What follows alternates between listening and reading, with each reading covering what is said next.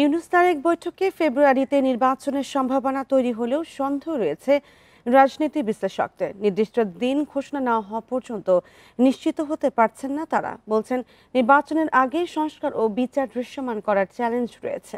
ছাত্র জনতার আকাঙ্ক্ষাও পূরণ করতে হবে সরকারকে।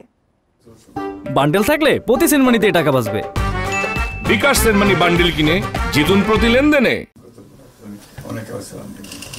শুক্রবার লন্ডনে বৈঠক করেছেন প্রধান উপদেষ্টা অধ্যাপক মোহাম্মদ ইউনূস ও বিএনপির ভারপ্রাপ্ত চেয়ারম্যান তারেক রহমান।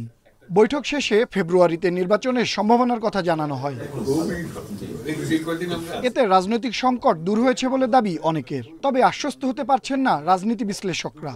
অধ্যাপক দিলারা চৌধুরী বলেন, এখনও নির্বাচনের দিনক্ষণ স্পষ্ট করা হয়নি। ফেব্রুয়ারিতে হবেই এ নিয়েও সন্দেহ রয়েছে অধ্যাপক মাহবুবুর রহমানের। ইলেকশনের ধোঁয়াশাও কাটেনি, সংকটও আপনার সেভাবে কাটেনি, কারণ অন্যান্য পলিটিক্যাল এই মিটিংয়ের দ্বারা একটা আইস ব্রেকিং হয়েছে। 8 মাস পরে 7 মাস পরে যে নির্বাচনটা হবে, সেই নির্বাচনটা এখনই ফেব্রুয়ারিতে ডেট ফিক্সড হয়ে গেল। এটা বলার মতো সময় এখনো আসেনি। উভয় পক্ষ চাচ্ছে ফেব্রুয়ারির মধ্যে নির্বাচনটা করার। বিশেষজ্ঞরা বলছেন, জুলাই সনদ সংস্কার ও আওয়ামী লীগের বিচার নিশ্চিতে দায়বদ্ধ এই সরকার। নির্বাচনের আগে যদি এসব আকাঙ্ক্ষা পূরণ না হয়, আবারও বাধা আসতে পারে। বিচারটার যে গতি, সম্মুখ গতি, এই গতিতে যে কতদিনে বিচার শেষ করবে তার নাই ঠিক। সেই জন্য আপনার কিন্তু সংস্কার আর বিচার তো করতে হবে।